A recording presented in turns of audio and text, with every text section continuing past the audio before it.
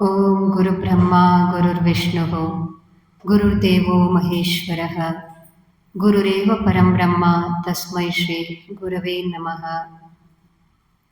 ಜನನೀಂ ಶಾರದಾಂ ದೇವೀಂ ರಾಮಕೃಷ್ಣಂ ಜಗದ್ಗುರುಂ ಪಾದಪದ್ಮೇ ತಯೋಶ್ರಿತ್ವಾ ಪ್ರಣಮಾಮಿ ಮುಹುರ್ಮುಹುಃ.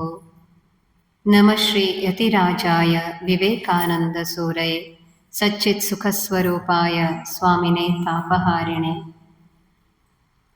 ತವ ಕಥಾಮೃತಂ ತಪ್ತಜೀವನಂ ಕವಿಭಿರೀಡಿತಂ ಕಲ್ಮಷಾಪಹಂ ಶ್ರವಣಮಂಗಲಂ ಶ್ರೀಮದಾರತಂ ಭವಿಗೃಣಂತಿ ತೇ ಭೂರಿದಾ ಜನಾಃ.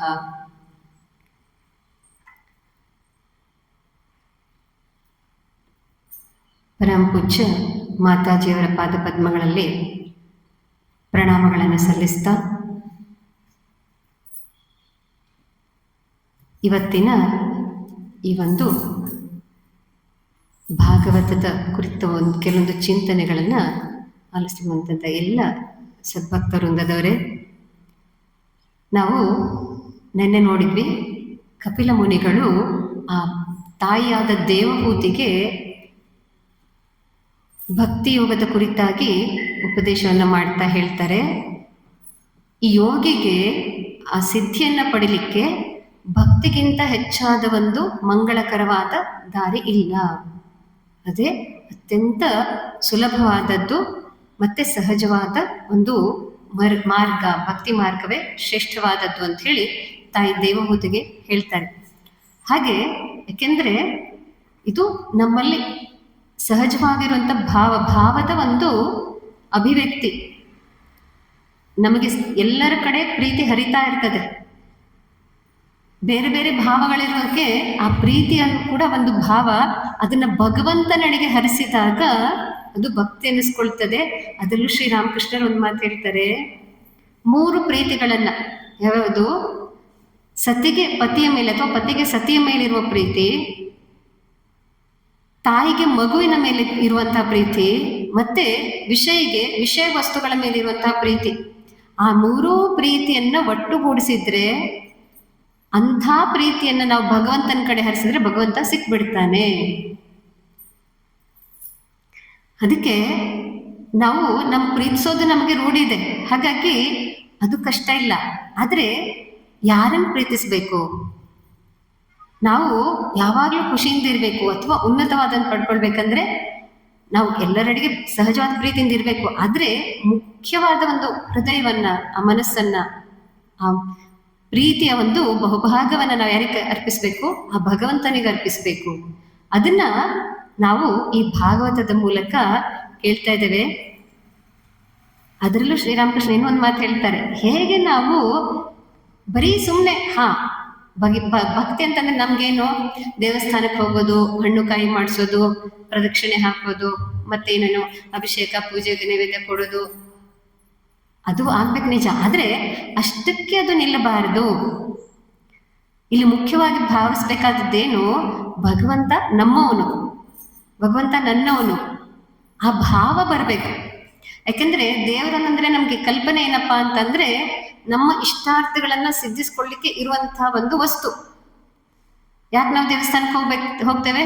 ನಮ್ಗೆ ಏನೋ ಒಂದು ಬೇಕಾಗಿದೆ, ಏನೋ ಒಂದು ಸಿದ್ಧಿಸ್ಕೊಳ್ಬೇಕಾಗಿದೆ, ಅದನ್ನ ಪಡ್ಕೊಳ್ಬೇಕಾಗಿದೆ, ಅದನ್ನ ಕೇಳ್ಕೊಳ್ಳಿಕ್ ಹೋಗ್ತೇವೆ.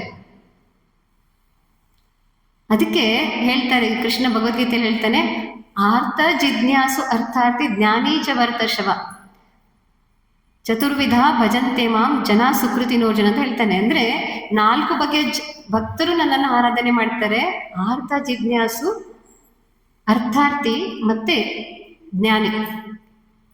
ಅದರಲ್ಲಿ ಜ್ಞಾನಿ ನನಗೆ ಬಹಳ ಪ್ರಿಯ ಅಂತ ಹೇಳ್ತಾರೆ. ನಾವು ಕಷ್ಟದಲ್ಲಿದ್ದಾಗ ಭಗವಂತನ ಕೇಳ್ಬೇಕು ನಿಜ, ಮತ್ತೆ ನಮ್ಗೇನೋ ಬೇಕಾದಾಗ ಭಗವಂತನ ಕೇಳ್ಬೇಕು ನಿಜ. ಆದ್ರೂ ಅವನು ಕೂಡ ಅದಕ್ಕೇನೋ ನಾವು ಕಂಪ್ಲೇಂಟ್ ಮಾಡಲ್ಲ, ಬನ್ನಿ ನನ್ನ ಹತ್ರ, ಬೇರೆ ಯಾರನ್ನು ಆಶ್ರಯಿಸೋ ಬದಲು ನನ್ನ ಕಡೆ ಆದ್ರೂ ಬಂದಿದ್ದೀರಾ, ಒಳ್ಳೇದು ಅಂತ ಹೇಳ್ತಾನೆ. ಆದ್ರೆ ನನಗೆ ಅತ್ಯಂತ ಪ್ರಿಯನಾದವನು ಯಾರು? ಜ್ಞಾನಿ. ಜ್ಞಾನಿ ಅಂದ್ರೆ ಯಾರಲ್ಲಿ? ಭಗವಂತ, ನನ್ ಬೇರೆ ಇನ್ನೇನು ಬೇಡ, ನನಗೆ ನೀನೊಬ್ಬನೇ ಬೇಕು. ಶ್ರೀರಾಮಕೃಷ್ಣ ಇನ್ನು ಮುಂದುವರೆದು ಹೇಳ್ತಾರೆ, ಆ ಭಕ್ತಿಯ ತೀವ್ರತೆ, ಸುಮ್ಮನೆ ಭಕ್ತಿ ಅಂತ ಹೇಳಿ ಭಜನೆ ಮಾಡ್ತಾ ಸ್ವಲ್ಪ ತಾಳ ಬಾರಿಸಿ ಇಲ್ಲಿ ಹಾಡ್ಬಿಟ್ಟು ಹೋಗ್ಬಿಟ್ರೆ ಇಲ್ಲ. ಆ ತೀವ್ರವಾದ ಭಕ್ತಿ, ವ್ಯಾಕುಲತೆಯಿಂದ ಕೂಡಿದಂತ ಭಕ್ತಿ ಭಗವತ್ ಪ್ರಾಪ್ತಿಗೆ ಮಾರ್ಗ. ಎಷ್ಟು ತೀವ್ರವಾಗಿರ್ಬೇಕಂದ್ರೆ ಶ್ರೀರಾಮಕೃಷ್ಣರು ಹೇಳ್ತಾರೆ, ಭಗವಂತನಿಗಾಗಿ ನಾವು ಕಣ್ಣೀರು ಹಾಕಬೇಕು. ಆ ಮಟ್ಟದ ಒಂದು ತೀವ್ರತೆ ನಮ್ಮಲ್ಲಿ ಬರಬೇಕು. ನರೇಂದ್ರ ಶ್ರೀರಾಮಕೃಷ್ಣರ ಸಂಪರ್ಕಕ್ಕೆ ಬರೋದೇ ಆ ಒಂದು ವಿಚಾರವಾಗಿ. ಮಹಾಶಯರೇ ಮೊದಲನೇ ಭೇಟಿಯಲ್ಲೇ ಕೇಳ್ತಾನವನು ಏನಂತ ಹೇಳಿ, ಮಹಾಶಯರೇ ನೀವು ದೇವರನ್ನು ಕಂಡಿದ್ದೀರಾ ಅಂತ ಹೇಳಿ. ಶ್ರೀರಾಮಕೃಷ್ಣ ಹೇಳ್ತಾರೆ, ನಾನು ನಿನ್ನನ್ನು ಹೇಗೆ ನೋಡ್ತಾ ಇದ್ದೇನಲ್ಲ ಅದಕ್ಕಿಂತ ಸ್ಪಷ್ಟವಾಗಿ ದೇವರನ್ನು ಕಂಡಿದ್ದೇನೆ, ನಿನಗೂ ತೋರಿಸ್ಕೊಡ್ಬಲ್ಲೆ. ಆದ್ರೆ ದೇವ್ರು ಯಾರಿಗ್ ಬೇಕಾಗಿದ್ದಾನೆ? ಜನ ಹೆಂಡತಿ ಮಕ್ಕಳ ಸಲುವಾಗಿ ಕೊಡಗಟ್ಲೆ ನೀರು ಸುರಿಸ್ತಾರೆ, ಭಗವಂತನಿಗಾಗಿ ಒಂದು ತೊಟ್ಟು ಕಣ್ಣೀರು ಹಾಕೋದಿಲ್ಲ. ಹಾಗೆ ಆ ಬಗೆಯ ತೀವ್ರವಾದ ಪ್ರೀತಿ, ತೀವ್ರವಾದ ಭಕ್ತಿ ಇದ್ದಾಗ ಮಾತ್ರ ಭಗವತ್ ಪ್ರಾಪ್ತಿ ಸಾಧ್ಯ ಆಗ್ತದೆ. ಹಾಗಾಗಿ ಇಲ್ಲಿ ನಾವು ನೋಡ್ತೇವೆ, ಭಕ್ತಿಯಲ್ಲಿ 3 ವಿಧ: ವೈದಿ ಭಕ್ತಿ, ಗೌಣಿ ಭಕ್ತಿ ಮತ್ತೆ ಪರಾಭಕ್ತಿ ಅಂತೇಳಿ. ವಿಧಿಯುಕ್ತವಾಗಿ ನಾವು ಮಾಡುವಂಥದ್ದು ವೈದಿ ಭಕ್ತಿ. ನಾವೆಲ್ಲ ಮಾಡುವಂಥದ್ದೇನು, ಇಷ್ಟು ಜಪ ಮಾಡಬೇಕು, ಇಷ್ಟೊತ್ತು ಭಜನೆ ಮಾಡಬೇಕು, ಇಷ್ಟೊತ್ತು ನಾವೇನು ಒಂದು ವ್ರತ ಅನ್ಕೊಂಡ್ಬಿಟ್ಟಿರ್ತೇವೆ, ಪಾರಾಯಣ ಅನ್ಕೊಂಡಿರ್ತೇವೆ, ಅದನ್ನ ಮಾಡಬೇಕು ಅಂತ ಹೇಳಿ ನಿಯಮಿತವಾಗಿ ನಾವು ಮಾಡ್ತೇವೆ. ಅಲ್ಲಿ ಎಷ್ಟರ ಮಟ್ಟಿಗೆ ನಮ್ಮ ಪ್ರೀತಿ ಭಕ್ತಿ ಇರ್ತದೆ ಅನ್ನೋದು ಗಣನೆಗಿಲ್ಲ. ಅದು ಹಿಂಗೆ ಮಾಡ್ಬೇಕು, ಅದು ಕೂಡ ಒಳ್ಳೇದು. ಆ ಪ್ರಾರಂಭ ಆದ್ರೂ ಆಗ್ತದೆ, ನಮಗೆ ಭಗವಂತನ ಕಡೆ ಮನಸ್ಸನ್ನ ಹರಿಸ್ಲಿಕ್ಕೆ ಪ್ರಾರಂಭ ಆದ್ರೂ ಆಗ್ತದೆ. ಆದ್ರೆ ಈ ಗೌಣಿ ಭಕ್ತಿ ಅಂತ ಹೇಳ್ತಾರೆ, ನಮಗೆ ಈ ವಿಧಿವತ್ತಾಗಿ ಭಗವಂತನ ಕಡೆ ಮನಸ್ಸನ್ನು ಹರಿಸ್ಲಿಕ್ಕೆ. ಇನ್ನು ಗೌಣಿ ಭಕ್ತಿ ಅಂತಂದ್ರೆ ನಾನು ಮುಕ್ತಿನ ಪಡ್ಕೊಳ್ಬೇಕಪ್ಪ ಅಂತ ಹೇಳಿ ಆ ಭಕ್ತಿ ಮುಂದುವರಿತಾ ಹೋಗ್ತದೆ. ಇನ್ನು ಪರಾಭಕ್ತಿ ಅಂತಂದ್ರೆ ಅವನಿಗೆ ಬೇರೆ ಯಾವುದೂ ಬೇಕಾಗಿಲ್ಲ, ಬೇಕಾಗಿರೋದೇನು ಕೇವಲ ಭಗವಂತ ಮಾತ್ರ. ಹಾಗಾಗಿ ಭಗವಂತ ಮಾತ್ರ ಅವನಿಗೆ ಅಂದ್ರೆ ಬೇಕಾಗಿರುವಂತಹ ವಸ್ತು. ಮತ್ತೆ ಯಾವುದೋ ಅವನಿಗೆ ಅಲ್ಲಿ ಆಸೆಗಳಾಯ್ತು ಮತ್ತೇನು ಉದ್ದೇಶಗಳಾಯ್ತು ಇಲ್ಲ. ಅದಕ್ಕೆ ಪರಾಭಕ್ತಿ ಅಂತ ಕೇಳ್ತೇವೆ ನಾವು. ಭಕ್ತಿಗಾಗಿ ಭಕ್ತಿ ಅವನಿಗೆ ಅದು ಹೇಳ್ತಾರೆ, ಅದು ಪ್ರೇಮದಿಂದಲೇ ಶುರುವಾಗಿ ಪ್ರೇಮದಿಂದಲೇ ಮುರಿದು ಪ್ರೇಮದಲ್ಲೇ ಪರ್ಯವಸನ ಆಗ್ತದೆ. ಆದ್ರೆ ವಿಶೇಷ ಅಂತಂದ್ರೆ ಅವನೇನು ಬಯಸದೇ ಇದ್ರು ಕೂಡ ಅವನಿಗೆಲ್ಲದೂ ಸಿಕ್ಕೋಗ್ಬಿಡ್ತದೆ. ಈಗ ಶ್ರೀರಾಮಕೃಷ್ಣ ಒಂದು ಉದಾಹರಣೆ ಕೊಡ್ತಾರೆ. ಒಂದು ತೋಟದ ಯಜಮಾನೇನು ಫ್ರೆಂಡ್ ಮಾಡ್ಕೊಂಡ್ಬಿಟ್ರೆ ಅವನ್ದೇನೇನು ಎಲ್ಲಿ ತೋಟದಲ್ಲಿ ಏನೇನಿದೆ, ಎಷ್ಟೆಷ್ಟು ಆಸ್ತಿ ಪಾಸ್ತಿ ಇದೆ, ಎಷ್ಟು ಗಿಡಗಳಿದೆ ಎಲ್ಲ ಹೇಳ್ಬಿಡ್ತಾನೆ. ಅವ್ನ್ ಫ್ರೆಂಡ್ ಮಾಡ್ಕೊಳ್ತಾ ಇದ್ರೆ ಅಲ್ಲಿ ಒಳಗೆ ಕಾಲಿಡ್ಲಿಕ್ಕೂ ನಿಮ್ಗೆ ಸಾಧ್ಯ ಆಗೋದಿಲ್ಲ, ತೋಟದೊಳಗೆ ಮಾಲಿ ಬಿಡೋದಿಲ್ಲ. ಹಾಗೆ ಇದೆಲ್ಲದೂ ಕೂಡ ಭಗವಂತನ ಐಶ್ವರ್ಯ. ಅವನನ್ನ ನಾವು ಅಲಿಸ್ಕೊಂಡ್ಬಿಟ್ರೆ ನಮ್ಗೆ ಏನೇನ್ ಬೇಕೋ ಅದೆಲ್ಲದೂ ನಮ್ಗೆ ಬೇಡ ಅಂದ್ರೂ ಸಿಗ್ತದೆ. It is by product. ಮುಖ್ಯವಾಗಿ ಮುಖ್ಯ ಪ್ರಾಪ್ತಿ ಭಗವಂತ. ಉಳಿದದ್ದೆಲ್ಲವೂ ಅವನ ಐಶ್ವರ್ಯ ಏನಿದೆ ಅದೆಲ್ಲವೂ ತಾನಾಗಿ ಬರುವಂಥದ್ದು. ನಾವು ಬೇಡ ಅಂತಂದ್ರೂ ಕೂಡ ಅದು ನಮಗೆ ಲಭ್ಯ ಆಗ್ತದೆ. ಹಾಗೆ ಆ ಭಕ್ತ ಯಾವ ರೀತಿ ಆ ಭಗವಂತನನ್ನ ಭಜಿಸಬೇಕು, ಇಲ್ಲಿ ಕಪಿಲ ಮುನಿಗಳು ಹೇಳ್ತಾ ಇದ್ದಾರೆ, ಇದಕ್ಕಿಂತ ಸುಲಭ ಸಹಜವಾದ ಮಾರ್ಗ ಇನ್ನೊಂದಿಲ್ಲ ತಾಯಿ, ಈ ಭಕ್ತಿ ಮಾರ್ಗವೇ ಶ್ರೇಷ್ಠವಾದದ್ದು, ಮಂಗಳಕರವಾದದ್ದು ಅಂತ ಹೇಳಿ. ಇಲ್ಲಿ ನಾವು ಇನ್ನೂ ಒಂದು ವಿಚಾರನ ನೋಡಿದ್ವಿ ನಿನ್ನೆ. ಏನಂತ ಹೇಳಿ, ಚೇತ ಕಲ್ವಸ್ಯ ಬಂಧಾಯ ಮುಕ್ತಯೇ ಚಾತ್ಮನೋಮತಂ. ಚೇತ ಅಂದ್ರೆ ಮನಸ್ಸು, ಖಲು ಅಸ್ಯ ಬಂಧಾಯ ಮುಕ್ತಯೇ ಚ ಮತಂ ಅಂತಂದ್ರೆ ಜೀವನನ್ನ ಬಂಧನಕ್ಕೆ ಈಡು ಮಾಡುವಂಥದ್ದು, ಮುಕ್ತಿಯನ್ನ ಕೊಡುವಂಥದ್ದು ಯಾವ್ದಪ್ಪ ಅಂತಂದ್ರೆ ಮನಸ್ಸು. ಹೇಗೆ ಅಂತಂದ್ರೆ ಗುಣೇಶು ಸಕ್ತಂ ಬಂಧಾಯ ರತಂಬಾ ಪುಂಸಿ ಮುಕ್ತಯೇ. ಗುಣದಲ್ಲಿ ಅಂದ್ರೆ ವಿಷಯ ವಸ್ತುಗಳಲ್ಲಿ ಅದು ಮುಳುಗಿತಂದ್ರೆ ನಮಗೆ ಬಂಧನ ಉಂಟಾಗ್ತದೆ. ಮುಂದೆ ರತಂಬಾ ಪುಂಸಿ ಮುಕ್ತಯೇ, ಅದೇನಾದ್ರೂ ಭಗವಂತನಲ್ಲಿ ಅನುರಕ್ತವಾದರೆ, ಭಗವಂತನಲ್ಲಿ ಅದು ಆ ಒಂದು ಮನಸ್ಸು ಇದ್ರೆ ಏನಾಗ್ತದೆ, ಅದು ನಮಗೆ ಮುಕ್ತಿಯನ್ನ ಕೊಡ್ತದೆ. ಇವತ್ತು ಸಂತ ತುಳಸಿದಾಸರ ಒಂದು ಜಯಂತಿ. ತುಳಸಿದಾಸರ ಹೆಂಡತಿ ರತ್ನಾವಳಿ, ಅವರಿಗೆ ಆ ಹೆಂಡತಿ ಮೇಲೆ ಅತಿಶಯವಾದ ಪ್ರೀತಿ ಇತ್ತು. ಎಷ್ಟು ಪ್ರೀತಿಸ್ತಾ ಇದ್ರು ಹೆಂಡತಿನಂತಂದ್ರೆ ಒಂದು ಕ್ಷಣನ ಅವಳನ್ನ ಬಿಟ್ಟಿರ್ತಿರ್ಲಿಲ್ಲ, ಅಷ್ಟು ಅವಳ ಮೇಲೆ ಅತಿಶಯವಾದ ಪ್ರೀತಿ. ಒಂದ್ಸರಿ ಏನಾಗ್ತದೆ, ಆ ಪತ್ನಿ ತನ್ನ ತವ್ರ ಮನೆಗೆ ಹೋಗಿರ್ತಾಳೆ. ಆಗ ತುಳಸಿದಾಸರು ಅಂದ್ರೆ ಇನ್ನು ಮೊದಲಿಗೆ ಅಂದ್ರು, ಆ ಜ್ಞಾನೋದಯ ಹಾಕೋ ಮುಂಚೆ ಅವರು ಆ ಒಂದು ಜೋರ ಮಳೆ ಬರ್ತಾ ಇರ್ತದೆ, ನದಿ ತುಂಬಿ ಹರಿತಾ ಇರ್ತದೆ, ಅದ್ರೊಳಗೆ ಒಂದು ತೇಲ್ಕೊಂಡ್ ಬರ್ತದೆ. ಅದನ್ನ ಮರದ ದಿಮ್ಮಿ ಅಂತ ಹೇಳಿ ಅದನ್ನ ಹಿಡ್ಕೊಂಡು ದಾಟ್ತಾರೆ. ಅದ್ ನೋಡಿದ್ರೆ ಹೆಣ ಆಗಿರ್ತದೆ, ಶವ ಆಗಿರ್ತದೆ. ಅಂದ್ರೆ ಆ ಪ್ರೀತಿಯ ಒಂದು ರಭಸದಲ್ಲಿ ಏನನ್ನು ಹಿಡ್ಕೊಂಡಿದ್ದೇನೆ ಅಂತ ಕೂಡ ಅವರಿಗೆ ಗಮನಕ್ಕಿಲ್ಲ. ಮತ್ತೆ ಆ ಹೆಂಡತಿಯ ತವ್ರ ಮನೆಯನ್ನ ತಲುಪ್ತಾರೆ. ಅವಳದು ಮಾಳಿಗೆ ಮೇಲೆ ಅವಳ ಕೋಣೆ, ಅದನ್ನ ಅಲ್ಲಿ ಹೋಗ್ಲಿಕ್ಕೆ ಹಗ್ಗ ಅಂತೇಳಿ ಹಿಡ್ಕೊಂಡು ಹತ್ತಾರೆ. ಆಮೇಲೆ ನೋಡಿದ್ರೆ ಅದು ಹಾವಾಗಿರ್ತದೆ. ಹಾವನ್ನೇ ಹಗ್ಗ ಅಂತ ಅನ್ಕೊಂಡು ಮೇಲೆ ಇಟ್ಬಿಟ್ಟಿರ್ತಾರೆ. ಇವರನ್ನ ಕಂಡ ತಕ್ಷಣ ಆ ಪತ್ನಿಗೆ ಬಹಳ ಆಶ್ಚರ್ಯ ಮತ್ತೆ ಖೇದ ಆಗ್ಬಿಡ್ತದೆ. ಅಯ್ಯೋ, ಇಷ್ಟು ಹೊತ್ತಲ್ಲಿ ಬಂದ್ಬಿಟ್ರಲ್ಲ, ಹೀಗೆ ಬಂದ್ಬಿಟ್ರಲ್ಲ ಅಂತ ಹೇಳಿ ಅವಳು ಹೇಳ್ತಾಳೆ, ಇಷ್ಟು ನಿಮ್ಗೆ ನನ್ನ ಮೇಲೆ ಅತಿಶಯ ಪ್ರೀತಿ ಇದೆ, ಅದ್ರ 1% ಏನಾದ್ರು ನಿಮ್ಗೆ ಭಗವಂತನ ಮೇಲೆ ಇದ್ದಿದ್ರೆ ಭಗವಂತ ಸಿಕ್ಕೋಗ್ಬಿಡ್ತಿದ್ದ ಅಂತೇಳಿ. ಆವಾಗ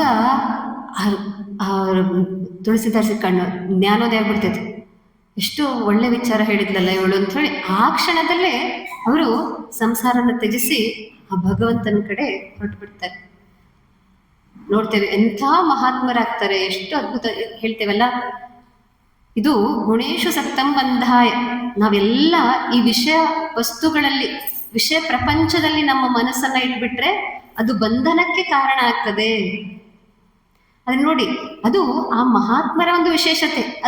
ಅದು ಅವರಿಗೆ ಅರಿವಾಯ್ತು, ಹೌದಲ್ಲ ನಾನು ತಪ್ತಾ ಇದ್ದೇನಲ್ಲ, ಇದು ಸತ್ಯ ಅಲ್ಲ, ನಾನು ಹೀಗೆ ಮಾಡ್ಬೇಕಲ್ಲ ಅಂತ ಹೇಳಿ ಮನ್ಸಿಗೆ ತಗೊಂಡ್ರು. ಬೇರೆ ಯಾರಾದ್ರೂ ಆಗಿದ್ರೆ ಇವರೇನೋ ನನ್ನ ಬೈತಾ ಇದ್ದಾರೆ, ನನ್ನ ಮೂದಲಿಸ್ತಾ ಇದ್ದಾರೆ ಅಂತ ಹೇಳಿ ಅವ್ರೇನಾದ್ರೂ ಮನಸ್ಸಿಗೆ ತಗೊಳ್ದೆ ಹೋಗಿದ್ರೆ ಅಲ್ಲಿ ಪರಿವರ್ತನೆ ಸಾಧ್ಯ ಇಲ್ಲ. ನಿಜವಾದ ಒಂದು ವಸ್ತುಸ್ಥಿತಿ ಅರ್ಥ ಮಾಡ್ಕೊಳ್ಳುವಂತ ಪ್ರಜ್ಞೆ ಅವರಲ್ಲಿತ್ತು. ಅದಕ್ಕೆ ಅವರು ಅಂತ ಮಹಾತ್ಮರಾದರು.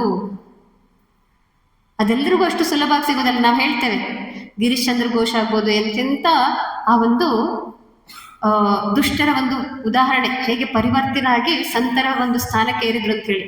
ಆದ್ರೆ ಜೊತೆಗೆ ಅವರಲ್ಲಿದ್ದಂಥ ಆ ಶ್ರದ್ಧೆ, ಆ ಪರಿವರ್ತನೆ ಆಗ್ಲಿಕ್ಕೆ ಅವರಲ್ಲಿದ್ದಂಥ ಆ ಒಂದು ಸಾಮರ್ಥ್ಯ, ಆ ಗುಣಗಳನ್ನು ಕೂಡ ನಾವು ಗಮನಿಸ್ಬೇಕು. ಯಾಕೆಂದ್ರೆ ಎಷ್ಟೋ ಸರಿ ನಮಗೆ ನಾವು ತಪ್ತಾ ಇದ್ದೇವೆ, ನಾವೆಲ್ಲಿ ನಮ್ಮ ಒಂದು ನಡೆನುಡಿ ತಪ್ತಾ ಇದೆ, ನಾವು ತಪ್ಪಾಗಿ ನಡ್ಕೊಳ್ತಾ ಇದ್ದೇವೆ, ನಮ್ಗೆ ಯಾವ ದಾರಿಲಿ ಹೋಗ್ಬೇಕು ಅಲ್ಲಿ ದಾರಿಲಿ ಹೋಗ್ತಾ ಇಲ್ಲ ಅಂತ ಹೇಳಿ ಅದನ್ನೇ ಅರ್ಥ ಆಗಿಲ್ಲ, ನಾವೇ ಸರಿ ಅಂತ ಅಂದ್ಬಿಟ್ರೆ ಅಲ್ಲಿ ಪರಿವರ್ತನೆಗೆ ಅವಕಾಶ ಇಲ್ಲ. ಹೇಳ್ತಾರೆ ಮೊದಲಿಗೆ ಆ ರೋಗಿಗೆ ತನಗೆ ರೋಗ ಬಡ್ಕೊಂಡಿದೆ ಅಂತ ಗೊತ್ತಾಗ್ಬೇಕಂತೆ, ಅಂದ್ರೆ ಡಾಕ್ಟರ್ ಕಡ್ದ್ರೆ ಹೋಗ್ತಾನೆ. ರೋಗ ಬಂದಿದ್ದೇ ಗೊತ್ತಾಗ್ಲಿಲ್ಲ ಅಂತಂದ್ರೆ ಅಲ್ಲಿ ಆ ರೋಗದಿಂದ ಪಾರಾಗ್ಲಿಕ್ಕೆ ಸಾಧ್ಯತೆ ಇಲ್ಲ. ಅದಕ್ಕೋಸ್ಕರ ಇಲ್ಲಿ ಆ ಸಂತ ತುಳಸಿದಾಸರ ಒಂದು ಮಹಾತ್ಮೆ ಎಷ್ಟು ಉನ್ನತಿಗೆ ಹೋಗ್ತಾರೆ, ಎಷ್ಟು ಉನ್ನತಕ್ಕೆ ತಲುಪುತ್ತಾರೆ. ನಾವು ನೋಡ್ತೇವೆ ಎಷ್ಟು ಅದ್ಭುತವಾದ ರಚನೆಗಳು. ರಾಮಚರಿತ ಮಾನಸ ಆಯಿತು, ಹನುಮಾನ್ ಚಾಲೀಸ ಆಯಿತು, ಅದೆಲ್ಲ ಕೃತಿಗಳು ಅವರ ಭಕ್ತಿ ಅತಿಶಯದಿಂದ ಮೂಡಿ ಬಂದಂಥದ್ದು. ಹೇಗೆ ಅವರೇನು ಹುಟ್ಟಾಯಿಂದಾನೇ ಸಾಧುವಾಗಿ ಸಂತರಾಗಿ ಹುಟ್ಟಿದ್ದಲ್ಲ, ಆದ್ರೆ ಆ ಮನಸ್ಸನ್ನ, ಆ ಪ್ರೀತಿಸುವ ಮನಸ್ಸು ಮೊದಲಿಂದ ಇತ್ತು, ಅದನ್ನ ಆ ದಿಕ್ಕಿಗೆ ಹರಿಸ್ಬಿಟ್ರು, ಆ ಭಗವತ್ ಪ್ರಾಪ್ತಿಯಡೆಗೆ ಅದನ್ನ ಹರಿಸಿದ್ರು. ಹಾಗಾಗಿ ಅಂಥ ಅದ್ಭುತ ಸಂತರಾಗಿ ನಮಗೆ ಇವತ್ತು ಶ್ರೀ ತುಳಸಿದಾಸರು ಸಿಗ್ತಾರೆ. ಇನ್ನ ನಾವು ನೋಡ್ತೇವೆ ಬಹಳಷ್ಟು ನಮ್ಮ ಜೀವನದಲ್ಲಿ ನಮಗೆ ಕಷ್ಟಗಳು, ಪೆಟ್ಟುಗಳು ನಮಗೆ ಭಗವಂತನಿಗೆ ಅಭಿಮುಖ ಮಾಡ್ತವೆ, ಭಗವಂತನ ಕಡೆ ಮನಸ್ಸು ಹರಿಸೋಂಗ್ ಮಾಡ್ತದೆ. ಸುಖ ಸಿಕ್ಕಾಗ ನಾವು ಅಷ್ಟು ನೆನೆಸೋದಿಲ್ಲ. ಆ ಪೆಟ್ಟುಗಳು ನಮಗೆ ಪರಿವರ್ತನೆಗೆ ಕಾರಣ ಆಗ್ತದೆ. ಹಾಗಾಗಿ ಮನುಷ್ಯ ಆ ಪೆಟ್ಟುಗಳಿಂದ, ನೋವುಗಳಿಂದ ಬಹಳಷ್ಟು ಕಲಿತಾನೆ. ನಾವು ನೋಡ್ತೇವೆ, ಧ್ರುವನ ಕತೆ ಕೇಳ್ತೇವೆ, ಭಾಗವತದಲ್ಲೇ ಬರುವಂಥದ್ದು. ಆ ಧ್ರುವ ಏನ್ ಮಾಡ್ದ, ತನ್ನ ತಂದೆ ತೊಡೆ ಮೇಲೆ ಹೋಗ್ಬೇಕು ಅಂತ ಹೇಳಿ ಅವನಿಗೆ ಆಸೆ ಬಂದಿದ್ದಷ್ಟೇನೆ. ಆದ್ರೆ ಮಲತಾಯದಂತ ಸುರುಚಿ ಅಲ್ಲಿ ಬಂದು ಅವನನ್ನ ತಡಿತಾಳೆ, ಅವನನ್ನ ನುಗ್ಬಿಡ್ತಾಳೆ.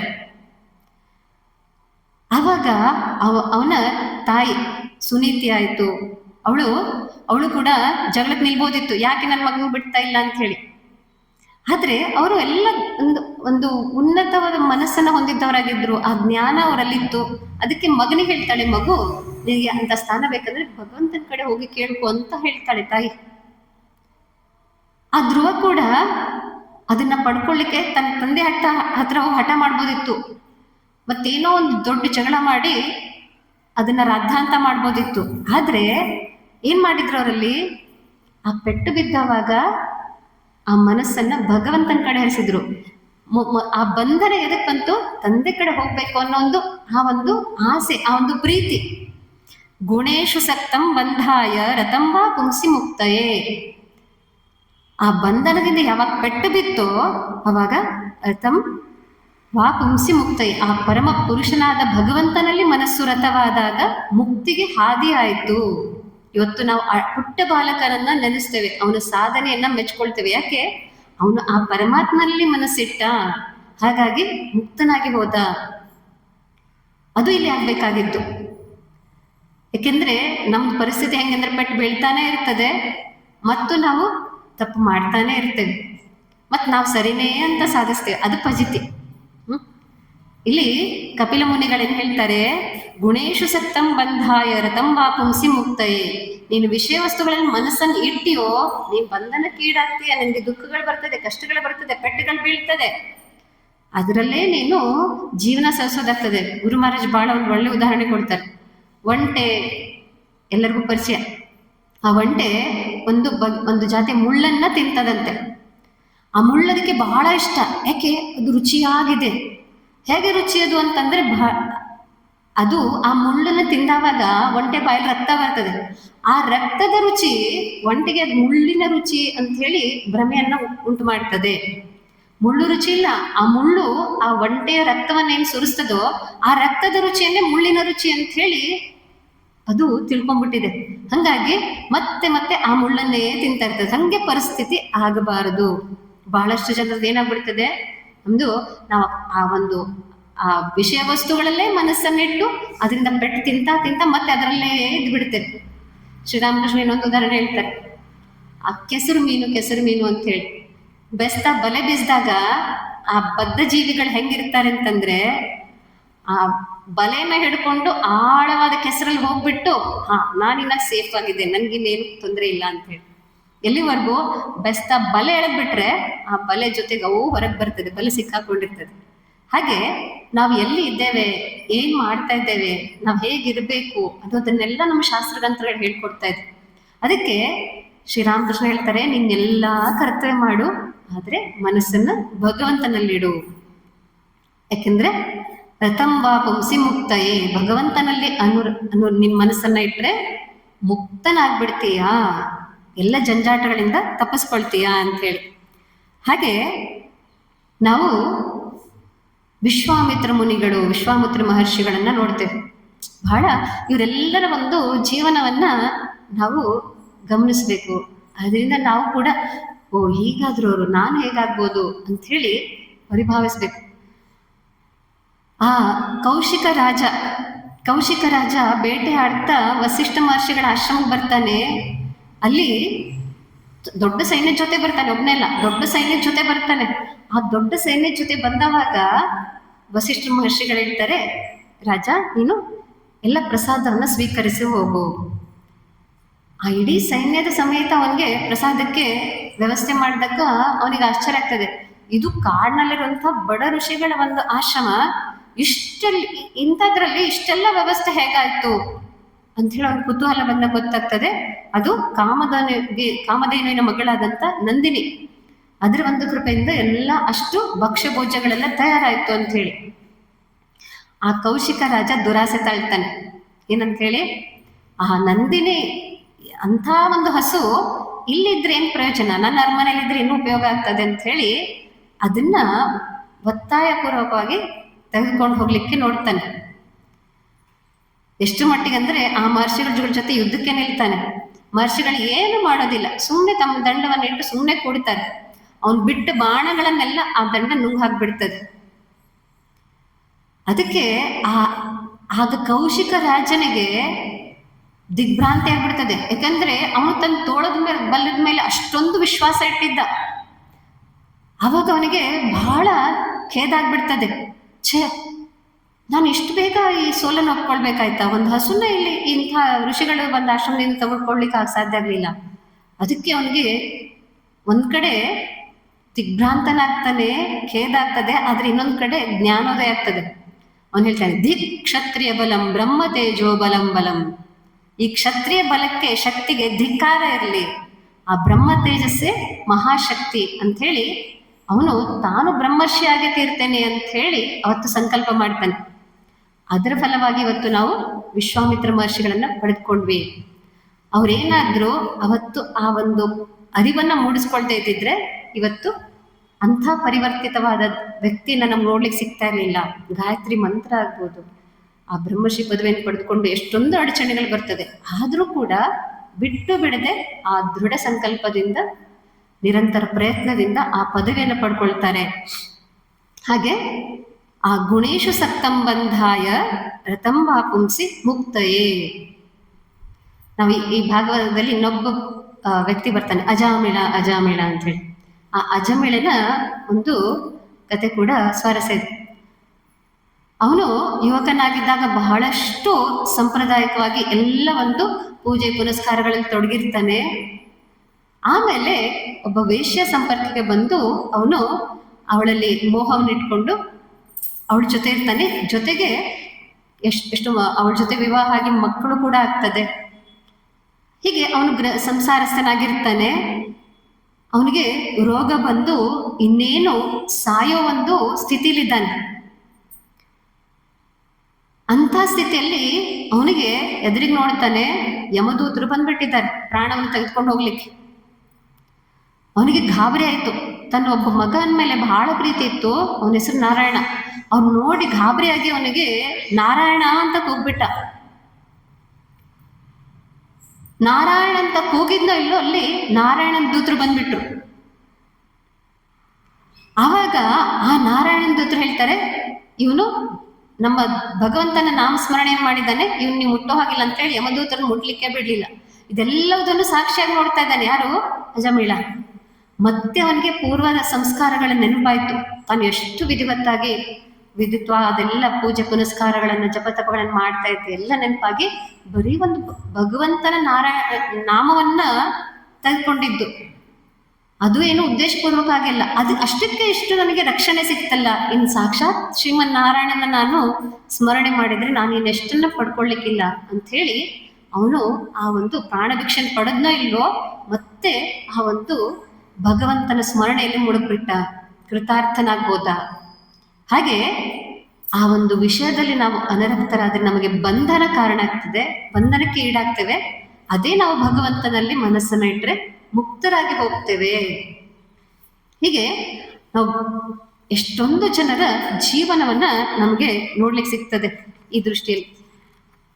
ಮುಂದೆ ನಾವು ನೋಡ್ತೇವೆ ಆ ಕಪಿಲ ಮುನಿಗಳು ಎಷ್ಟೆಲ್ಲ ಭಕ್ತ ಹೇಗಿರಬೇಕು ಅಂತ ಹೇಳಿ ಆ ಸಿದ್ಧ ಪುರುಷನಾದಂಥ ಭಕ್ತನ ಲಕ್ಷಣಗಳನ್ನಾಯ್ತು ಮತ್ತೆ ಆ ಸಾಧುಗಳ ಲಕ್ಷಣನ್ನೆಲ್ಲ ಹೇಳ್ತಾ ಬರ್ತಾರೆ. ಜೊತೆಗೆ ಒಂದು ವಿಚಾರ ಬರ್ತದೆ, ಯಾಕಪ್ಪ ಅಂದ್ರೆ ಜ್ಞಾನ ಮಿಶ್ರಿತ ಭಕ್ತಿ ಅಂತ ಹೇಳಿ.